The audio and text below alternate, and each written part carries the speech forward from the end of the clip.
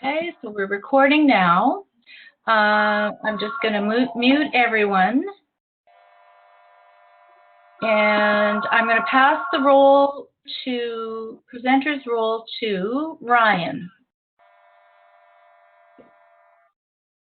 Okay, Ryan is now the presenter. All right. All right. Can everybody, now usually I get a chat screen here. Oh, no.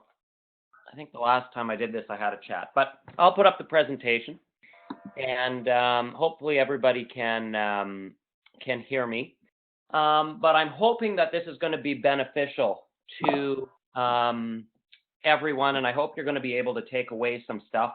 I'd like to leave a good chunk of time at the end for questions, because I'm going to go through some statistics, and I'd really like to involve you folks and get your input in terms of what you think some of this data that I'm going to share might mean for you. And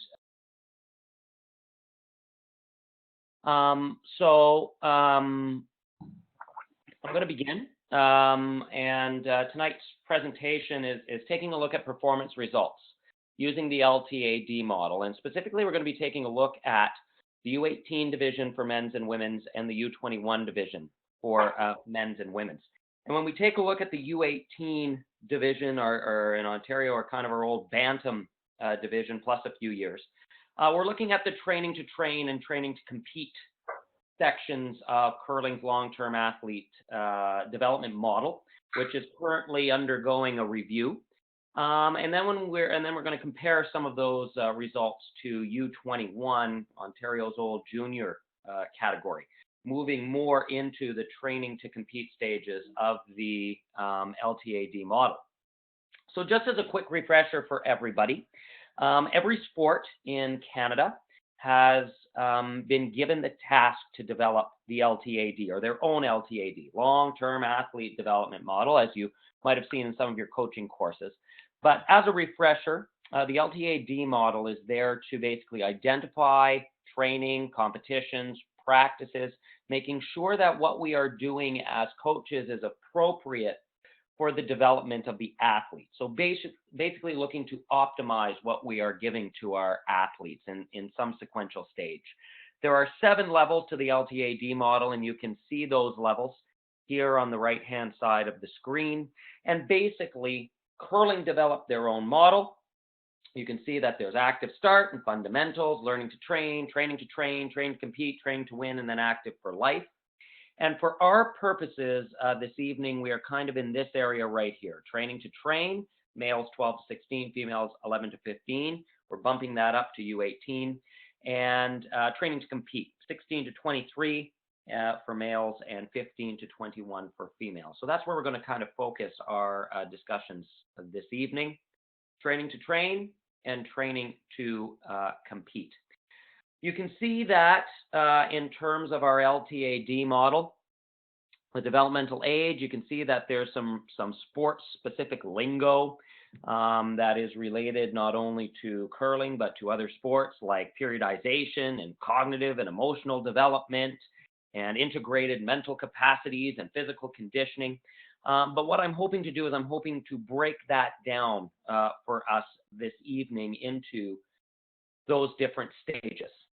So I went into the document, the 25-page document, and I am basically highlighting training to compete. Even in the training to train stages here, I've highlighted what we're going to go through. But when we take a look at this as coaches, there are several training areas. You can see physical training, nutritional training, growth and maturation, technical, tactical, mental, and team dynamics. And I'm going to focus in on several of these training areas this evening and kind of show you the differences of what we're seeing at the national level as it relates to men's and women's play. And the first thing that I'd like to focus on is the technical components of the Ltad model. And with that, I went to Curling Canada's website, and I pulled some of those stats off of their website from the last national championship, junior national championship, U21 and U18. and just basically looked at the performance results. So it's kind of hard to judge from a technical aspect. We certainly know, the sequence of the curling delivery, balance, timing, cadence, scripts, turns, and releases. But in order to really examine what's happening at the U18 and U21 level, I took a look at shooting percentage in this particular category, just to compare what a U18 performance would look like at a national championship, our best U18 athletes in the country, versus U21 performance results, our best U21 athletes in this country. And rather than just going off of the winning team, what I did was I took a look and took an average of the top 4 playoff teams in terms of their shooting percentages and their performance results. So this may be a surprise to you. This might not be a surprise to you. But here you have the women's, what I call technical statistics, as it relates to the U18 performance results. So again, it's a combination of what we're seeing. At the national level, our best teams, our lead is shooting 80% for women, second 73%, vice 73%, and skip 75%. As a team, as an average, which is why the numbers won't necessarily add up here, we have 73% as a shooting percentage for our best U18 women's teams in Canada. When we take a look at U21, you can see the lead shooting percentages are close to being the same. Seconds, you see an increase. Vices, you see an increase to 78%. Skips, 77%. And the team is around 78% to make the playoffs at a U21 national championship. So I think what this means for you as coaches, when you take a look at what the best teams are actually shooting in terms of percentages, and I mean, we're not taking into consideration ice or, the turns in this case, shot selection, which we'll get to in a moment. But when you take a look at that, these are excellent benchmarks for you and your team to strive for, knowing that these are the best in the country.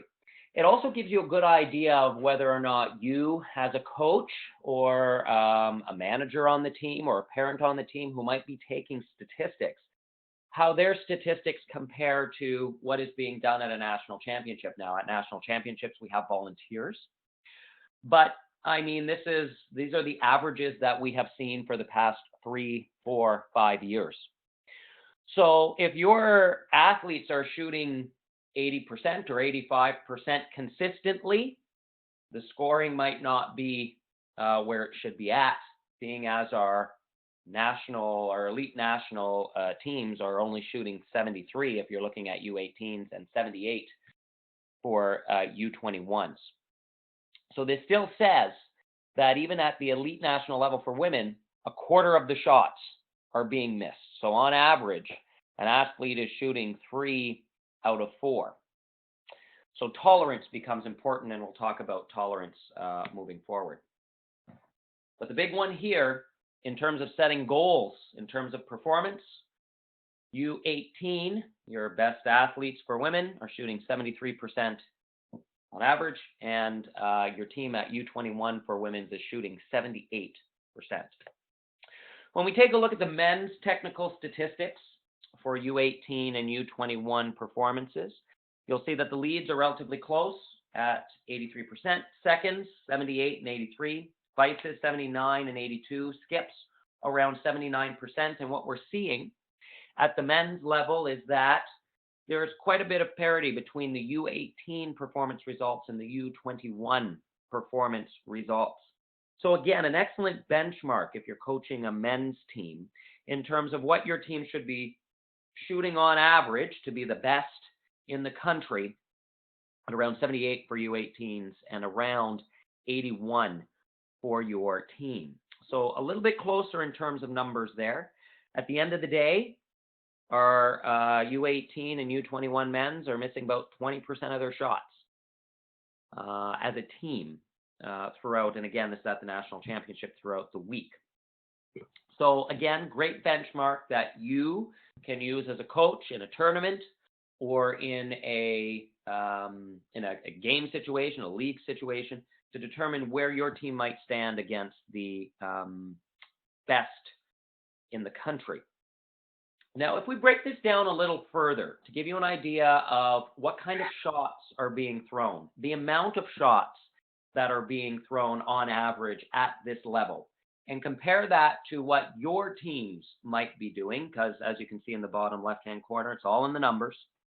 I've gone ahead and taken a look at the averages of the different shots for women's and men's at these national championships. Again, it's the top 4 that I took an average for.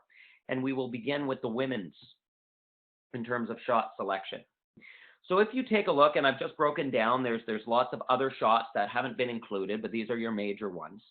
If you take a look at the women's technical statistics as it relates to U18 and U21 performance results on the Ltad model, we're not talking about what we're seeing on TV, but through the Ltad, you'll notice that in both U18 and U21 stats for women's, about a third of the shots are actually takeouts.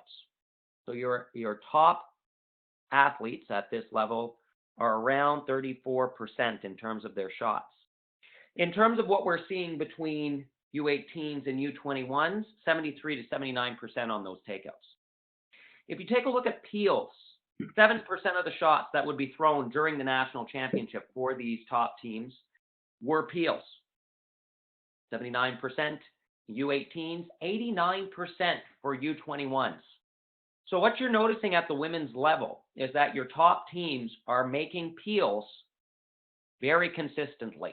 They're making them at 90% effectiveness or efficiency or whatever you want to call it. So they are doing very well. When they go to bail, they're mostly being able to peel those guards and bail at the U21 level. So as a coach, if you have a women's team, to get to the next level in terms of if you're at U18s right now, peels might be where it's at given the statistics that we've seen. Draw shots have been listed here, 70 and 72%, account for about another third of the shots that were thrown throughout a week at a national championship. And notice that the draw shots, in terms of a percentage in both U18s and U21s, not significantly lower, but lower than your takeouts. So the draw shot here being lower than the takeouts would suggest to me, not having been at these national events, would suggest to me that teams are having more difficulties with rock placement, weight control, and perhaps tolerance. So in practices, process drills, weight control drills, muscle memory drills as it relates to leg drive, consistency, timing would become important in order to raise your team to the next level or bring them to the next level. And this is something that is very easy that can be tracked throughout a tournament, throughout a bonspiel, throughout league play. How many draw shots have been thrown? What are and compare that to our top teams. Guards were about the same, 5% of the shots at 79%. And then at about 7%, U18 and U21 freezes came in. Low shooting percentage. 2/3 of the freezes would be made during a game and during a week of competition. Which, as a coach, when you take a look at these, if this is what our elite level athletes are doing at the national championship at U18 and U21, they're making 2/3 of their freezes. That probably means that your team is shooting less than that, maybe making 50% if you're not at that national championship making those finals. So the question would become, one, is there something else that we can do tactically or strategically during the course of a game to avoid the shots where we're not doing so well and then save that for practices? And two, does this coincide with what you and your team does in league play or in bonspiel? Something very easy to do for the coach, to count the number of freezes that were called in a game. It should only be at our elite level athletes, higher, when you take a look at your LTAD, only 10% of the time, 7% of the shots that are called are actually freezes. If you and your team are up around 20 to 30% of your shots being freezes, and your team's only making 50% of the shots, then you need to start thinking about doing something differently with your teams. And maybe focus on peels, increasing draw percentage, weight control as simpler shots in order to raise your percentages, your overall team percentages, to a higher level that would coincide with something that we just saw in terms of a team shooting percentage of around 73 to 78% if you're looking at women's stats. Now, when we take a look at the men's stats in terms of shot selection and what their shooting percentages are at each section, and I've talked about peels as an area of focus for women. I've talked about freezes as an area of focus for women. But when we take a look at men's technical statistics, you can see that they are very similar to the women's. In terms of takeouts, about a third of the shots. Peels, about 10% of the shots during a game. Draws, about a third. Guards are around 5 to 7%. And freezes are about 7% as well. When you take a look at the peels for the men, again, you can see that our top U18 and U21 athletes are at a level where they are making peels consistently. So that's something that you might want to focus on as a coach if you're not focusing on it already. And look to get those percentages on peels up to around the 90% level. That would be competitive at a national championship. Again, when we take a look at men's and we take a look at the freezes, low shooting percentages. But 10% of the shots are these freezes. So when you see the folks on TV who are not in the training to train, training to compete sections of the LTAD, they're in the training to win stages, they might be making their freezes a little bit more regularly than our athletes at the U18 and U21 level. Okay? Our top teams at these levels are only making 70% of those freezes. And if I ask what's the hardest shot in curling, most people would say the freeze, and based on the stats over the last couple of years, that would seem to be the case for U18 and U21. So if as a coach your team is, let's use the example of going around a center guard when your team has hammer to make a freeze onto an opponent's shot rock, chances are that freeze isn't going to be made well.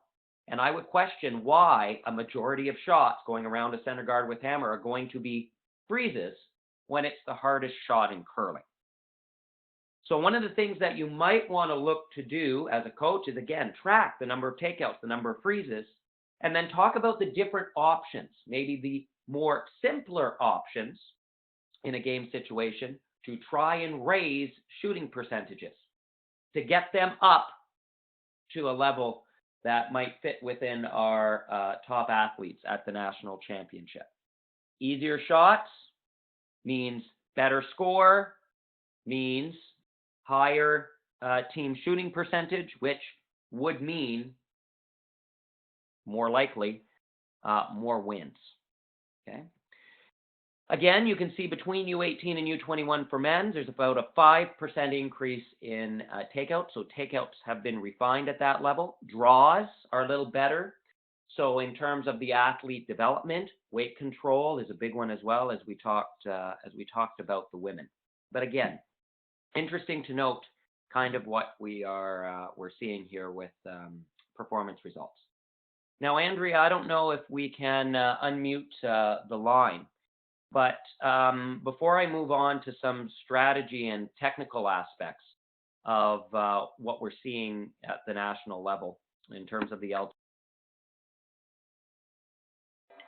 I would just like to ask the group if you have any questions about any of the stats that I've kind of thrown out there for you.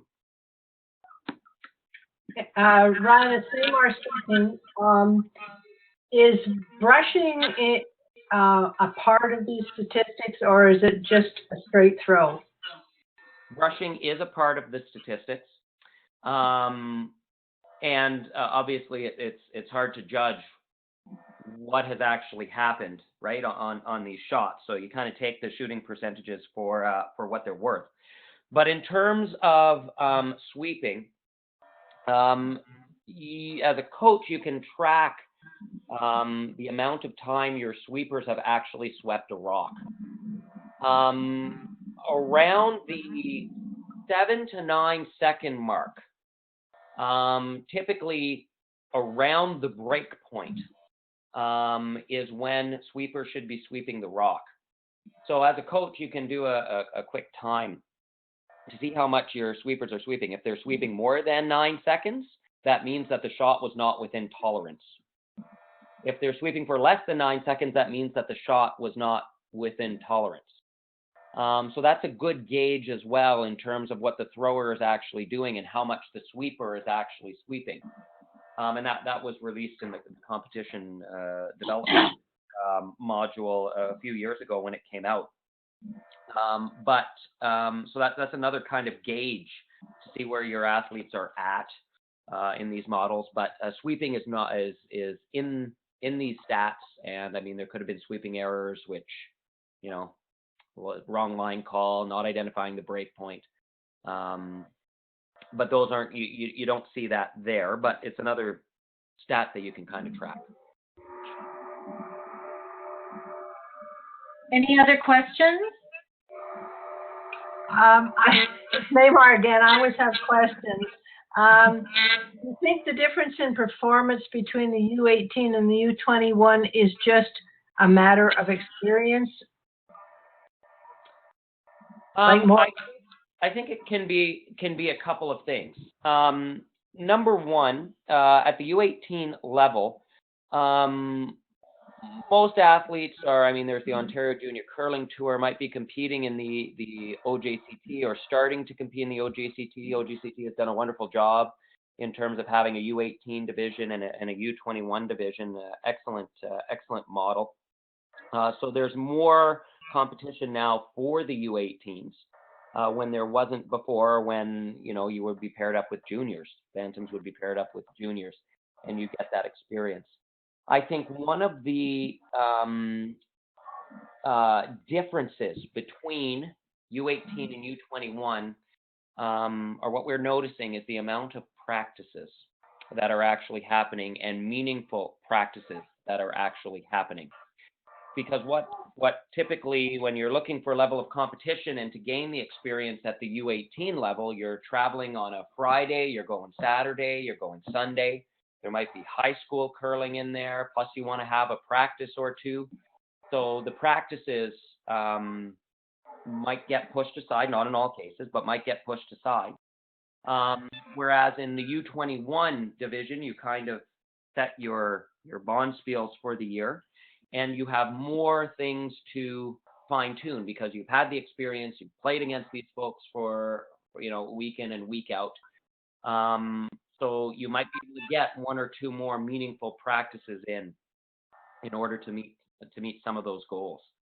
So I think there needs to be, and I mean, there's literature out there, a good balance between the amount of competition you are actually getting on weekends and the amount of weekends you're taking off to work on weight control, to work on grips, turns, and releases, to work on, so that the coach is providing that formative feedback right then and there, as opposed to at the end of an actual game.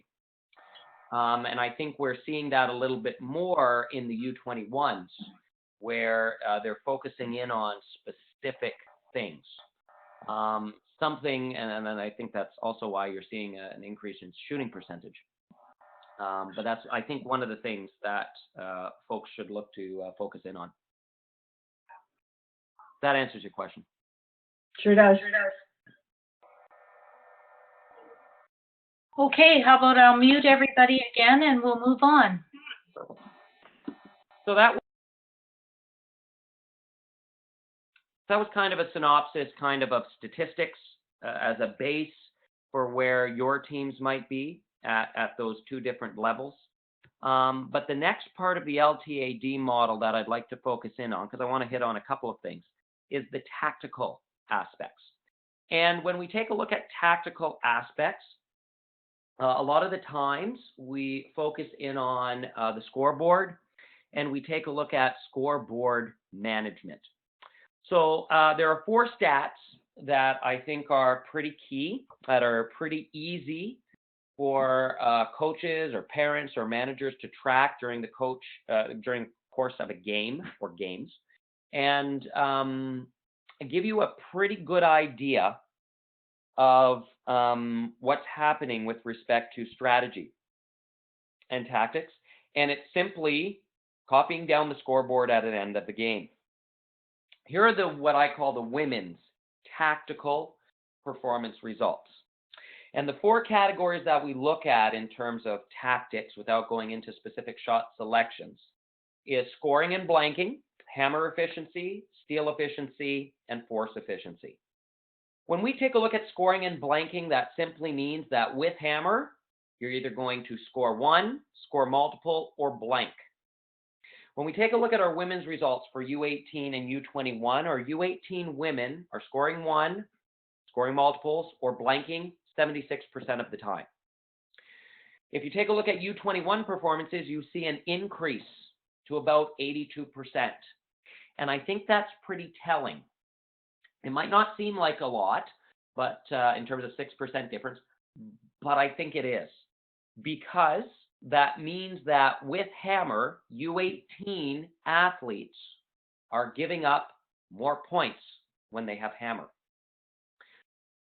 I would imagine, without having looked at the game, that means that they might be too aggressive for the development age that they are at. They're making perhaps too many freezes.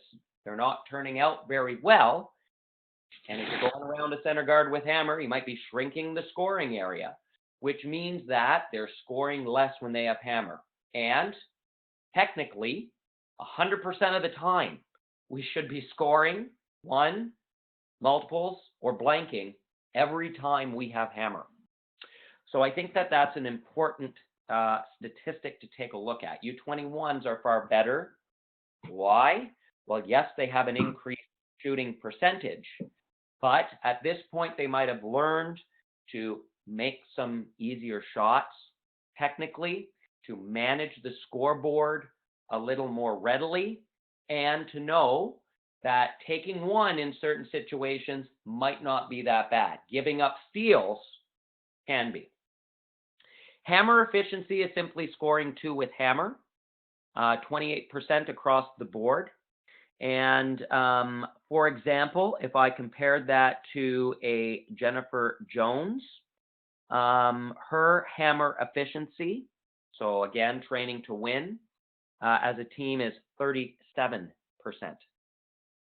So you'll see that our U18s and U21s are not scoring as many 2s or more as some of our training to win athletes. Again, practices, a number of different things, but something easy for you to track back at home with your teams.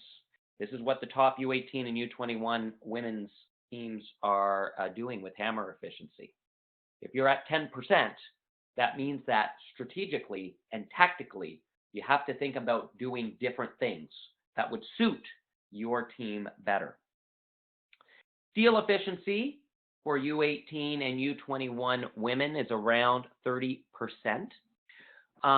If you think about a Jennifer Jones in a training to win section of the Ltad, they're at about 28%. So pretty close, might be a little high, which might mean the higher the number, you might be too aggressive in certain situations, which might nip you in the butt later down the road. Having a high steal efficiency is not a bad thing, but again, could run you into to problems down the road. And looking to be a little bit more defensive in those areas could perhaps limit big ends that the other team might end up scoring. And force efficiency for these athletes is around 35%. If you're looking at the Jennifer Jones team, their force efficiency is around 42%. So this is forcing the opposition to 1 when the opposition has hammer. That is what the force efficiency is. So maybe too high on the steals as your team, something again easy to track. And you're looking to force at around 40%. That would be a really, really good number. Or even, this is the best in the country, even 35% is a pretty darn good target. Also knowing that giving the opposition a point when the opposition has hammer means that you're getting hammer back, perhaps in an even end, which could be beneficial to you and your teams. In terms of men's statistics, men are around in both levels, 84% for scoring and blanking. Good benchmarks to see where your teams are at. In terms of hammer efficiency for the men, scoring 2 or more with hammer, 32% at U18s, 36% at U21s, which is a pretty good conversion rate for that age group. Steal efficiency, around 25%. And what you are noticing is a huge difference between the U18 performance results and U21 performance results for force efficiency, forcing the opposition to 1 point. And because the steal efficiency is relatively low on the U18 side, that would indicate to me with a force efficiency of 19% that the U18 men are giving up too many points when they don't have hammer. And these are the best in the country when they don't have hammer, which would mean to me by looking at these numbers that there is too much aggressive play. So as a coach, when you talk tactics and strategy, you would be discussing alternate options to what is already being done, because status quo might not be good enough. And these are very easy performance results that you as a coach can actually track. This is what I do with the Laurentian University women's team in terms of tracking hammer efficiency and force efficiency, steal efficiency, scoring and blanking. And again, it's just taking a picture of the scoreboard and then running the numbers. And then combined with shooting percentage and other anecdotal evidence, you can kind of come up with a plan in terms of what goals you want to set for you and your team during a particular practice. Set targets, look at the average of the competitors. You can go onto the OJCT website, pull up all the scores, so you can see what your opposition is doing with respect to hammer efficiency and steal efficiency and get some stuff off of them. And then see where you are at and how that compares to some of the best in the country. The other thing I kind of want to talk about with tactics and strategy is the scoreboard. And as a coach and as an athlete, I should be able to walk into one of your team meetings and ask, you play 8 ends, which is U18s, what is the average number of points that you and your team need to score in an 8-end game to win? And likewise, I should be able to walk in the room and ask your team, what is the average number of points that you and your team give up on average during the course of a game? I'd ask that for 8-end games for U18. I would ask that for 10-end games for U21. And at the end of the day, when you take a look at the average of women and men in terms of the number of points that they score in a game where they would typically win and the number of points they give up, it may be surprising to a lot of individuals. Here are your top teams at the U18 and U21 levels for women's. I did 8 ends, and then I transitioned that to 10, and I did vice versa for U21 performance results. If you're taking a look, and we'll just use a 10-end game as the example, U18 women and U21 women need to score 7 points, top teams, in order to win that game. And typically, they give up 5.5 to 5 points in a game. Okay? Here it is in 8 ends. 5.5, 5.5, 4.4, and 3.9. So if you and your teams are scoring 8 points a game, that's a lot of points. You don't need that many points to be at the top level at the national championship. If you're scoring 8, 9 points, you might be winning the games, but that to me means your team is playing a lot of aggressive shots. You might have to be a little bit more defensive. If your team is scoring 3 points, winning games, scoring 3 points on average, something very easy to calculate at the end of the game, that means that you might be too defensive. And you might be looking to play a little bit more shots to be a little bit more aggressive during the course of the game. And recognize as well that if all you need is 6 points to win a game, you can give the opposition 5 points and still win that game. So knowing when it's good to give up those points is a conversation that you can have with your athletes off ice. Something very easy to do, track the stat, and then have that conversation. And then map out the actual game. When can I give up points? And when do I really not want to give up points?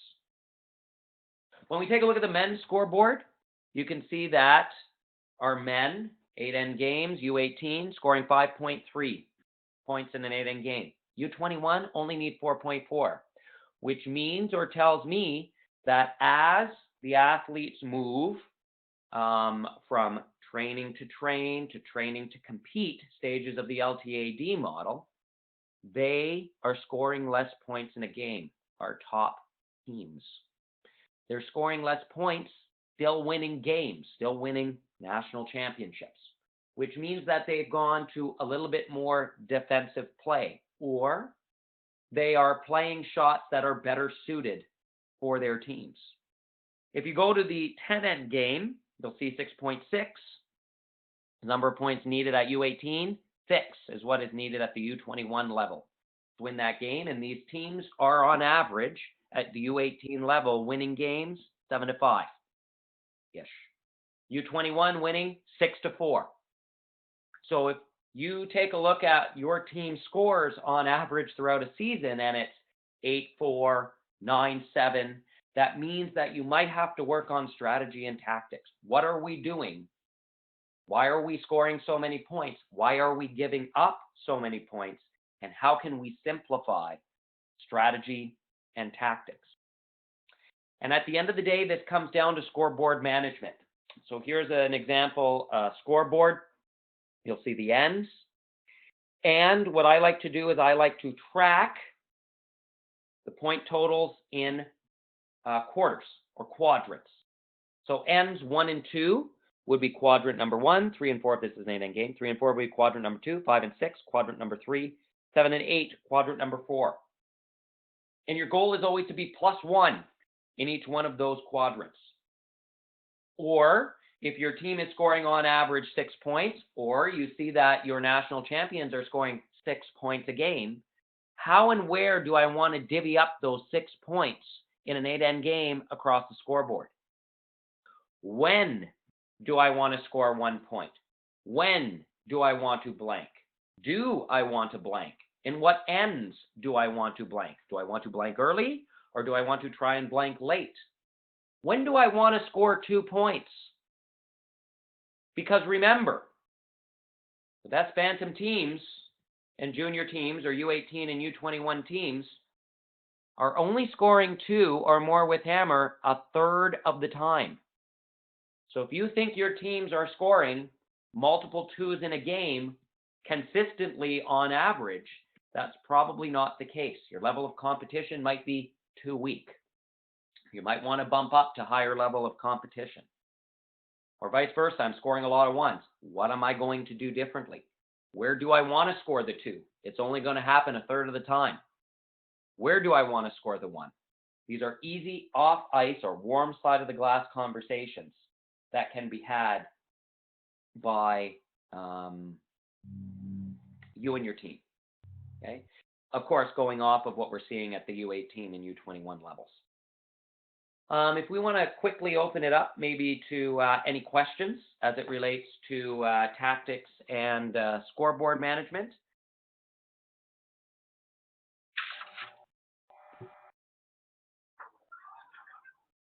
Questions, comments?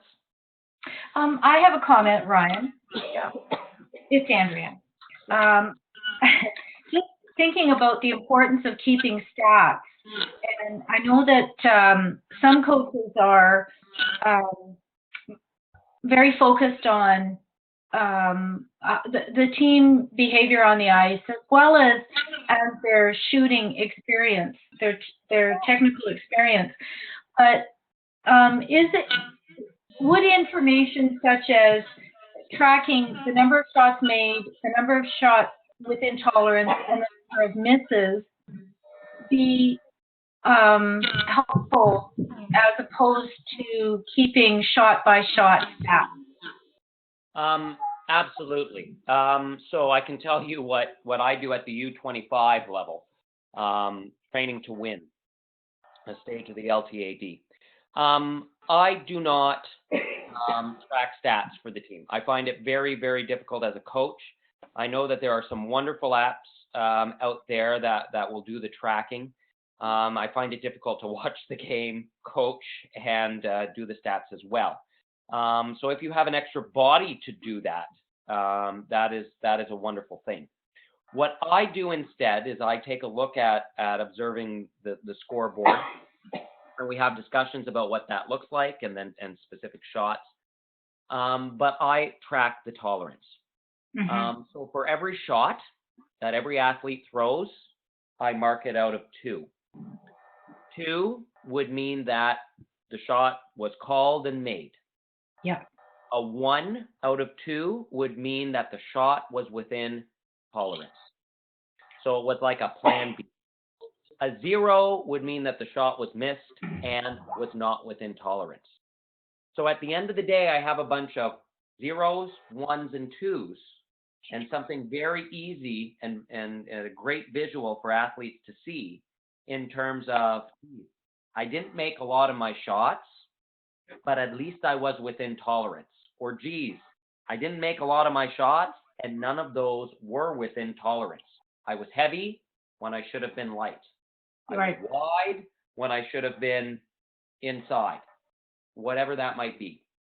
But I think that is a much more valuable stat, especially at the U21 level, or sorry, U18 level, to kind of go off of. So that Exactly. As a coach and as an athlete, you have an idea of, okay, how can I raise theoretically a shooting percentage? Well, I can make easier shots and I can throw within tolerance. A 3 out of 4 is better than a 2 out of 4. A 2 out of 4 is better than a 0 out of 4 in terms of the actual shot selection. So that's something very easy to do, just a 0, 1, and 2. So with every 2 shots, it's Neymar, with every 2 shots that the player throws, lead, whatever, you give them a 2, 0. Is that correct? Yeah, so a 2, so every shot I would rank out a 2. And a 2 out of 2, shot was called, shot was made perfectly. A 1 out of 2 would be shot was called, wasn't made, but was in tolerance, usable, right? So if I'm coming around a guard, I'm leaving it in the control zone or the key and not going behind the T line. Control zone key I can still utilize within tolerance, 1 out of 2. Behind the T line, You name the shot? 0 out of 2. And then do you say the shot because of situation, or do you put a note down at all, or? For specific ones, I do, Yeah. and that's up to the individual. Okay. Starting out at U18, just the visual of numbers will be very, very telling of what's actually happening. Okay. But it's the same thing. Like, I mean, there's on the chart I also have intern, and I also have outturn, and I also have the shot to give me an idea. Take out, Yeah. draw, intern out, to see what's being missed often. Okay. Any other questions? Okay, I'm going to mute everybody again for a little while, and then we'll Was there somebody who wanted to say something? Okay, we'll mute everybody and then we'll come back. So the next part of the LTAD model, we've kind of talked a little bit about technical. We've looked at strategy and tactics in terms of the numbers. But now I'd like to get very briefly talk about the physical preparation, mental preparation, and team dynamics, something that is a little bit more qualitative as opposed to quantitative. So when it comes to physical fitness, it's important both at the U18 and the U21 level that whatever is being done with the athletes in order to prepare themselves for the physical grind of a tournament or a curling game or practice is starting to become sport specific. And it's important for the athletes as well as the coaches to know the exact muscle groups that need to be worked on in terms of developing strength, developing flexibility, developing endurance, etc., at both levels. There are specific muscle groups. I think I took this from Fit to Curl. There are specific muscle groups that are involved in throwing. Quadriceps. You have your sliding leg, the hack leg. You have your glutes. You have your hip flexors. You have your hamstrings. You have core muscles, which are extremely important in sweeping. But you have different muscle groups and antagonistic muscle pairs that are going to be working in tandem in order to perform certain shots, okay, as we actually slide out. So as an athlete and coach, it's important that you know what those muscles are, and that's part of the training plan, to work on those muscles, to increase flexibility, to help with endurance, to help with strength and conditioning. The specifics of what you're looking at for throwing and for sweeping. You've got lower body muscles, back muscles, arm muscles, chest muscles, shoulder muscles, core muscles. So if you're doing anything with your athletes at the U18 and U21 level, it should now become sport specific. You're working on specific muscle groups. And when we actually take a look at performance results, it's hard to judge. So I will give just a very quick overview of what a training to train, U18, physical preparation package might look like, as well as U21. And again, that's going to vary from team to team. Some teams are ahead of others. But when we take a look at U18 performance results, setting up base levels and looking for improvement as it relates to things like aerobic fitness, cardio, as it relates to strength, core strength, with abdominal strength, squats, push-ups, as it relates to flexibility tests, it's important that you are seeing growth with some of those muscle groups, specifically at the U18 level. You don't necessarily have to go out and everyone needs, a personal trainer and we're going to go to the gym 10 times a week, and that's great, but it's really sport specific and looking to see gains in improvement, okay? Making sure that you have appropriate repetitions when you're doing something, making sure that you have an active dynamic warm-up, making sure that there is some cardio. We're looking at some cross training. Those are all good things to have at the training to train level, U18. When you move to the U21 level, that's where you're looking to develop a little bit more of a fitness plan. And I believe it is Bob, sorry, I'm just going to go to my folder. I believe it's Bob Comartin, who works for Curling Canada. That No. has... Not anymore. Not anymore, he used to. No, he used to. It's Turcotte, I think, from Winnipeg now that works for Curling. Yeah. Okay, perfect. We've developed plans, Curling Canada has, as it relates to fitness. So this was one that Bob had done several years ago. And it looked at establishing timelines. At the U21 level, there now should be throughout the year different phases and development to get your team to the next level. A general prep phase to build a strong base of support.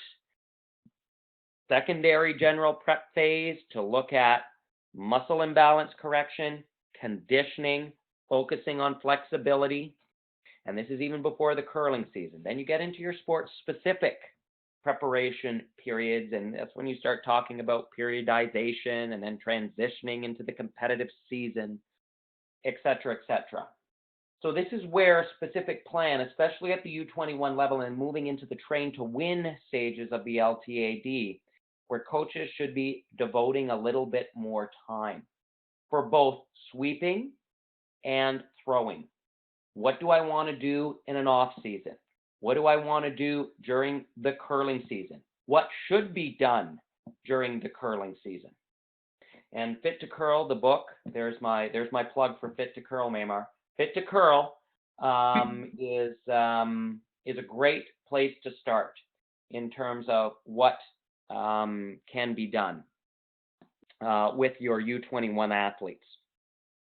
So U18, sports specific, looking to see improvements. U21, starting to develop those plans, especially at the training to compete stage. When we take a look at mental preparation at the different levels, there should be a distinction between the development of the athlete mentally with what they're able to grasp, U18 and U21. When we talk about U18 performance and mental preparation, you should be looking as a coach to talk to your athletes about controlling their performance, specifically going through the process of what they do in order to throw a shot, before, after, sweeping, looking for them to identify specific behaviors and emotions. Because as a coach at this stage, it would be your job to find the right recipe for those athletes. Give them the tools to add to their toolbox in terms of mental preparation, finding their IPS, their ideal performance state. So it's really key at the U18 level to do some off-ice and on-ice tracking, asking the athlete, what are you thinking about right now? What are you doing? How are you feeling? What strategies are, if you're feeling anxious, because if I'm talking about women's curling, if you're feeling anxious because your boyfriend just broke up with you, or the flip side, your boyfriend or your girlfriend might have broken up with you, and that happens on the men's side too. What are you doing? You're out, you're trying to perform. How do you feel? If you feel not very well, what are you trying to do to feel better? What can you do? What can your teammates do to support you? And with the establishment of routines, a pregame talk and a postgame talk, that becomes really important at the U18 level. Many of you might know Jan Pula from Sudbury. She's the queen of routines in terms of what she does with her athletes and her teams. There's always a pregame. It's always at the same time. It's always the same format, always discussing the same things, always setting the goals. Same thing with the debrief, same thing with the warm-up, same thing between games at a tournament. Those are the things that will help your U18 athletes at the training to train level. When you move up to the U21 level for mental preparation, I use the motto, think to prepare and focus to perform. It's at this level where the athletes now have the tools, hopefully, to better control their emotions and better control their behaviors, better to be able to identify how they're feeling and what that then means for their performance, and really give them a good idea of the differences between thinking and focusing. In other words, mind versus matter, left brain and right brain control. When you think about left brain control, that's thinking. When you think about right brain control, that is about doing and focusing. And there are certain points during a curling game, both on ice and off ice, where it is good to think and it is good to focus. And there are certain instances when you should not be thinking. Thinking involves reflecting and analyzing. Focusing involves the 5 senses, right? I just go out there and I just do it, right? You're in the ideal performance state. So when you're throwing a rock, you should not be thinking. The left brain should be turned off and the right brain should be turned on. And our training to win athletes are the best at switching between left brain activity thinking to right brain activity focusing. And those athletes who are better able to switch between left brain and right brain thinking are better able to manage distractions during a curling game. They're better able to handle their emotions and their behaviors. But they need the tools in order to do that themselves out on the ice. That should be more automatic with your U21 athletes when we talk about mental management. And then with that, the pre and post shot routines are important in the thinking and focusing stages. Thinking happened before the pre-shot routine. Pre-shot routine is now focusing, getting ready to prepare for that shot.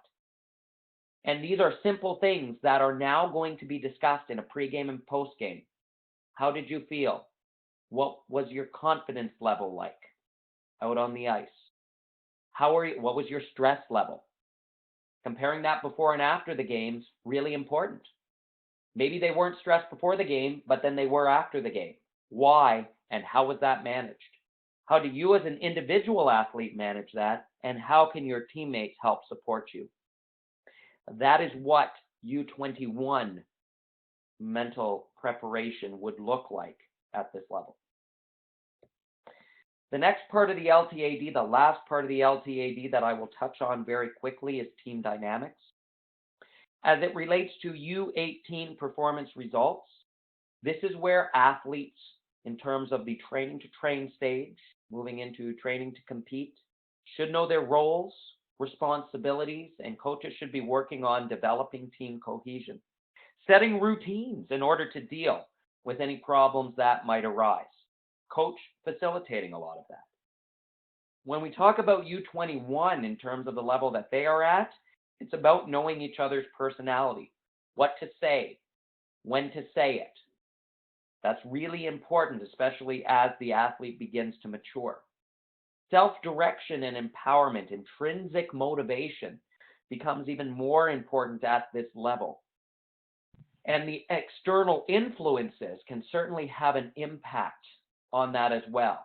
But as a coach at the U21 level, training to compete, you might be taking a step back, not being the sage on the stage in terms of making sure that team dynamics is happening, but maybe being more of the guide on the side or the meddler in the middle, the facilitator, in being able to get the athletes to express trust, feel confident with building those team dynamics and knowing that everybody is on the same page and striving towards the same goal.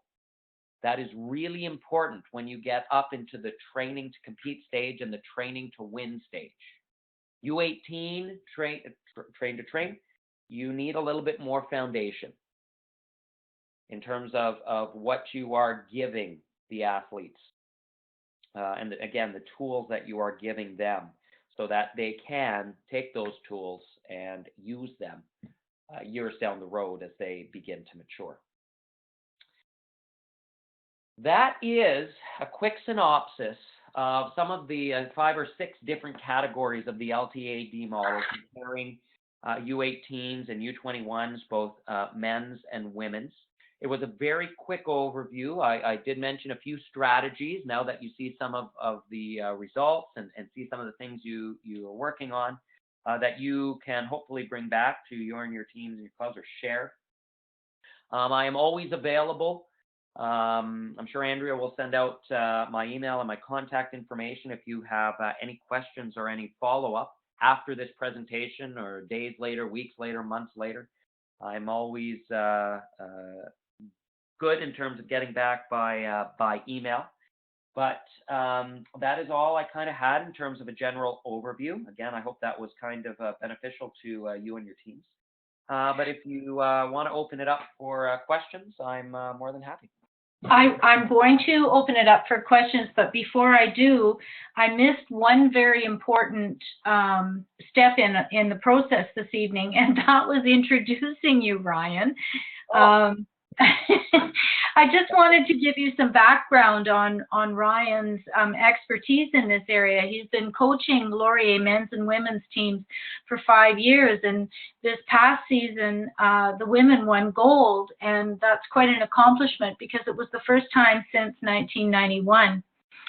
Ryan is competition development coach certified. He is a multi-sport facilitator, and he's also a master coach developer with NOCA and OCC. For a while, both Ryan and I were directors on the Ontario Curling Council until we were both fired. But we resigned. Yeah. Okay. Yeah. It was a stage, that's for sure.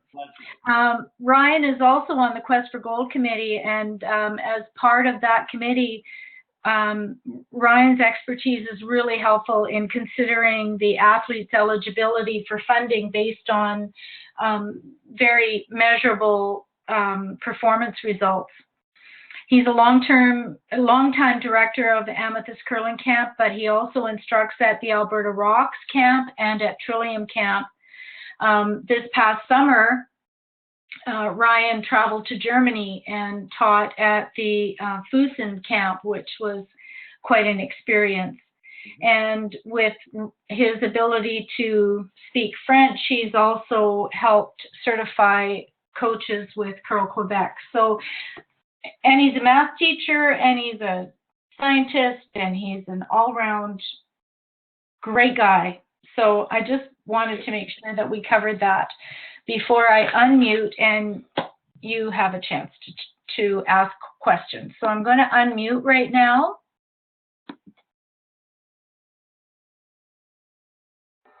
So are there any questions or comments for Ryan?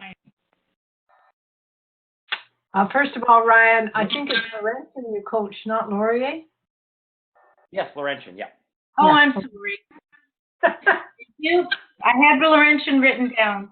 I know that, Andrea. I think the biggest problem, coaches starting off with the U18 or as we and lower, like it used to be the Bantamtons, is getting the commitment for those kids long term, and long term means maybe high school. And I find that the tough, especially in small communities. Absolutely. I think that is a huge thing.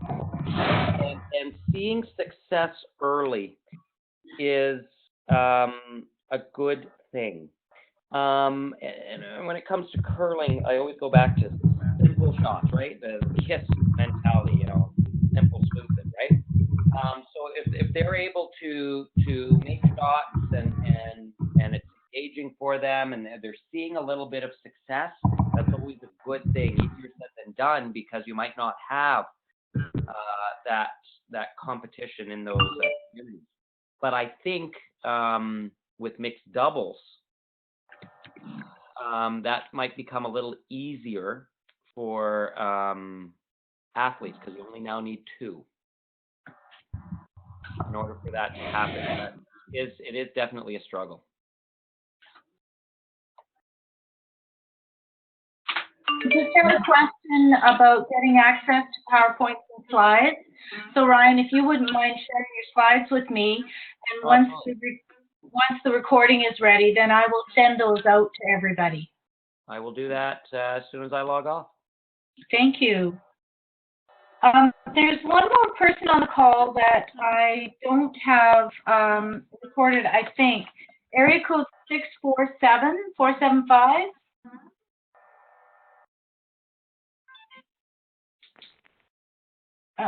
So that's not Renee or David, right?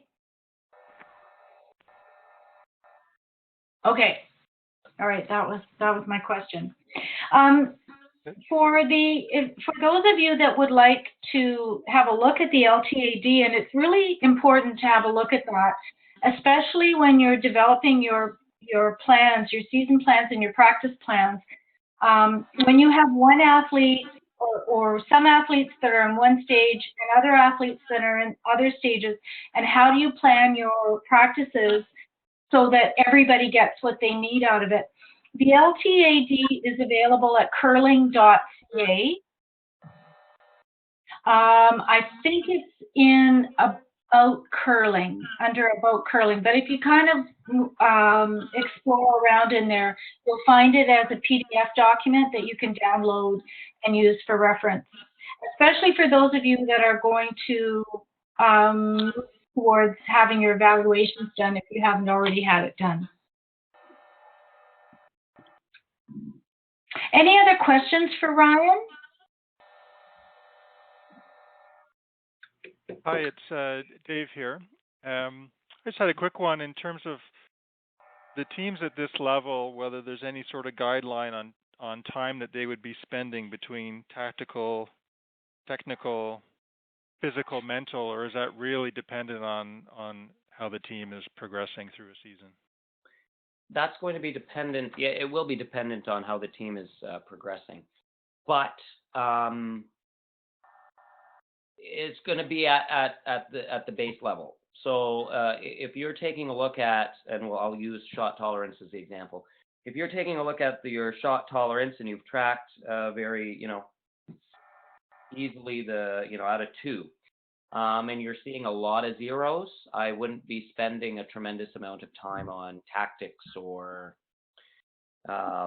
mental or physical. I mean, that could play a role, but it's now about execution. And going back to the basics, the pyramid of basics, making sure that there's balance, making sure that there is appropriate cadence, line of delivery, and then grips, turns, and releases. But the big thing, as we kind of go around clubs right now, is weight control. Weight control is a huge, huge one that will significantly increase tolerance. So drills on weight control is huge. And you saw that in the stats even at the elite level, where draws and freezes were the lowest shooting percentages. A draw to the house was a low shooting percentage in comparison to a takeout.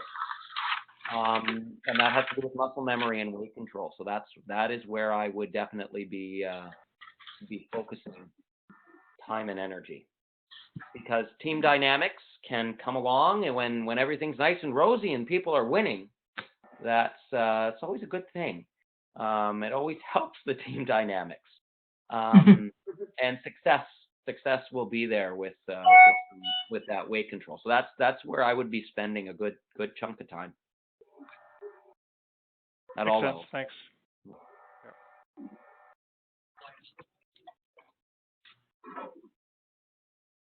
Any other questions, comments? Well, Ryan, I'd like to thank you very much for this. It's been extremely informative.